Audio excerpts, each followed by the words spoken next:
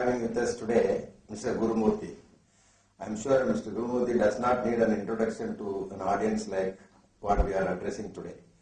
Sir, we in the India Interacts have a lot of blogs and other letters and messages coming from Indians living abroad, sir, particularly. They are showing a lot of interest on developments in this country. And in the process, sir, we have been interviewing with various personalities. Today, we thank you for your time, sir. Thank you. Our first question, sir, is about the BJP in their Lucknow conclave recently. They say they want to go back to the basics, particularly Hindutva. We have received a lot of queries in the form of email, blogs and other things, sir. As a person long associated with this type of movement and also a political commentator, please give us your valuable views on this subject, sir. Actually, Mr. Mohan, that Hindutva should have become a political ideology itself is very unfortunate.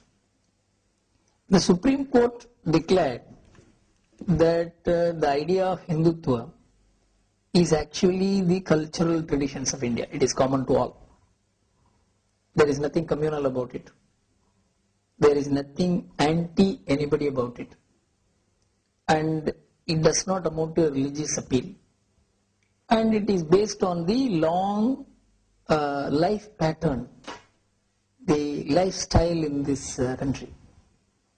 Then this is the definition of Hindutva as approved by the Supreme Court. It is not in one judgment, it is in a series of judgments. Commencing from Justice Gajendra Karkar's judgment in the 1950s, when a constitution bench of the Supreme Court affirming that a Hindu can follow other religions and still remain a Hindu. And it is in this broad canvas, the idea of Hindutva has been constitutionally defined and laid down as the law of the land. If Hindutva means this, in fact every party in India should accept this.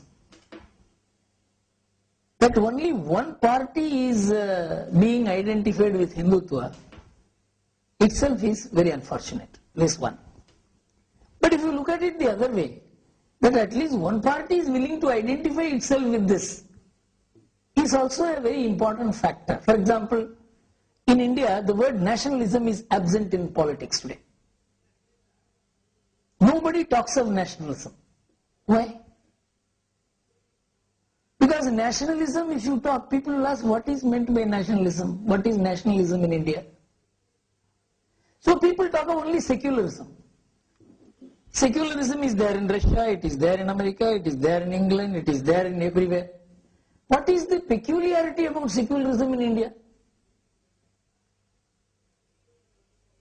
And now we have begun talking as if secularism is nationalism of India.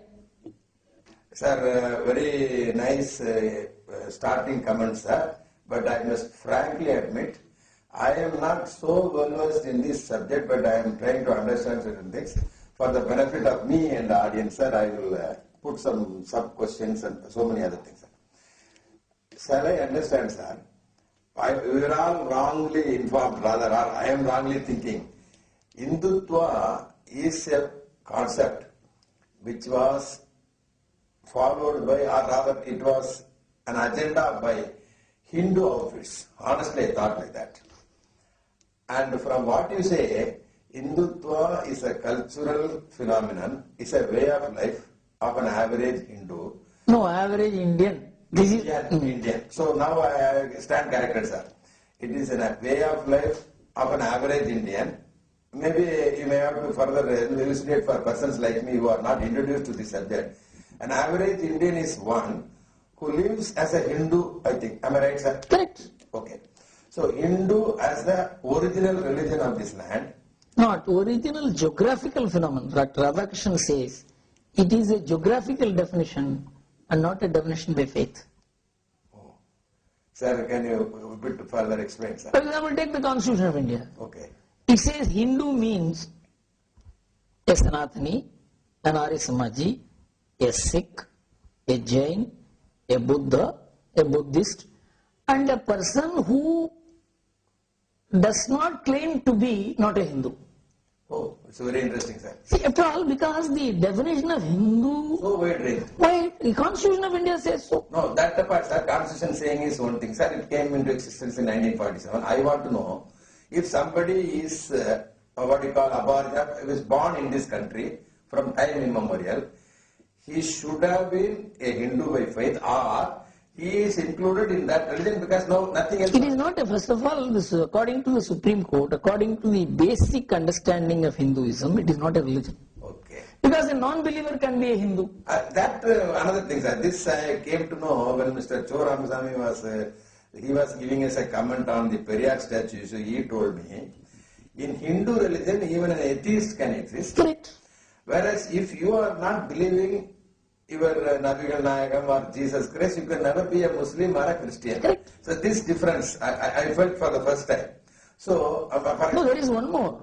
You define Hinduism as a religion. There is no such thing. Because there are Shaivas there, Vaishnavas there are Arya Samajis, there are Sanatanis, there are Vallabhacharya Sampradaya. You see, if you see, Hinduism consists of many religions. It is a commonwealth of religions. Then how come, sir, it is so commonly we are all thinking, I am a Hindu, I say. Suppose I go to US, I belong to Hindu religion. It's a common parlance. Actually, when this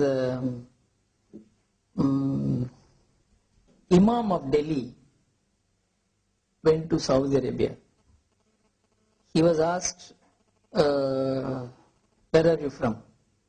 He said, I am from India. Then you are a Hindu. He said, no, I am not a Hindu, I am a Muslim. Your religion is Muslim, but you are a Hindu. Oh. See, the word Hindu was applicable to all persons who were residing in India. This is the first time I am hearing this. This is what the Supreme Court says. This is what Dr. Radhakrishnan says. No, sir, is it? It is a geographical and not a theological concept. All Hindus accept this? By meaning, suppose then what do you say, sir? The fundamentalists we call, that is at least papers write. Those who strongly believe there must be Hindu Rashtra. Hindu Rashtra means those who are who accept the cultural traditions of India. For example, Pakistan Parliament celebrated the 5000th anniversary of Panini. Panini is not a Muslim. Panini is a man who was the grammar giver of Sanskrit language. If Pakistan identifies itself with Panini, that means it identifies with a non-Islamic stream. Okay. Saddam Hussein, you know the article which I have written today, he was identifying with the Mesopotamian civilization and Islamic faith. Take Indonesia. It identifies itself with Ramayana, Mahabharata. The Central Bank of Indonesia is called Kubera Bank. The airlines of Indonesia is called Garuda Airlines.